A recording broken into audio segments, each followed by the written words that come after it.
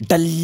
leen ak jàmm tey nag di àllarba yéemo ak fukki fan ak juróom ci weeru mars atum 2023 li yéeni kay yi xëyi nag ñu daal di ko doore rek ak yor quotidien mi daal di dikk ak man rek méga meeting bi nga xam ne coalition Yewwi Askan Wi daal nañ ko amal démb foofu ca Parcelles Assainies yéeni kay bi di yor di ma xamal ni acte 2 de la résistance nous allons nous battre jusqu'au départ de Macky Sall di kat du ko njiital Pastef Ousmane Sonko yéeni kay bi di Walf Quotidien nag di ma xamal ne kay démb ca Parcelles Assainies meeting bi nga xamat ni ku ji politique bi daal nañ ko amal mel nañ di daal dina réussir ndaxte Yewwi Askan Wi daal dina wone doolam Ousmane Sonko daal dina woote takk der réew mi ñoom ñëpp nañu daal di rek boot ci gannaaw askan wi le yéene kaay bi di direct news nag moom it daal di ci dikkaat rek ci lu ni mel di ma xamal ni kay démb kii di Ousmane Sonko ak kii di Aminata Touré ñu doon tamante ay dëmm ñoo rek daal di defante ay accolade mu doon loo xam ne daal jaaxal na askan wi le yéene kaay bi di Sud Quotidien moom it daal ci dikkaat ni Yewwi Askan Wi fi mu nekk nii kay mu ngi ci démonstration force bu mucc ayib Khalifa Ababacar Sall jàpp ni daal fi mu nekk nii duñ nangu benn yoon lii di ñetteelu mandat Déthié Fall jàpp ni daal Macky Sall war na reculer de Aminata Touré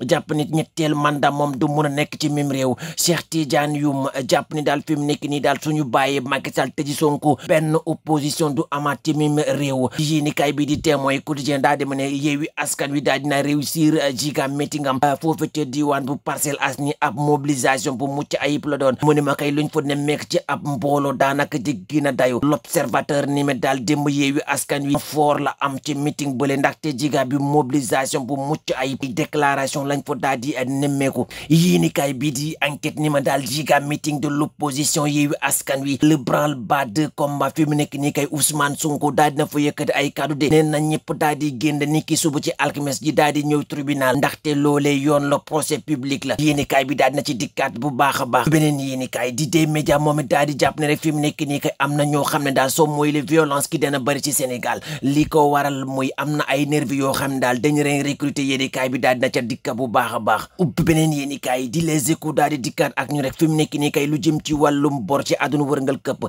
FMI daal di xamal ne daal Sénégal daal élève bu baax la ndaxte bor bi daal dina rek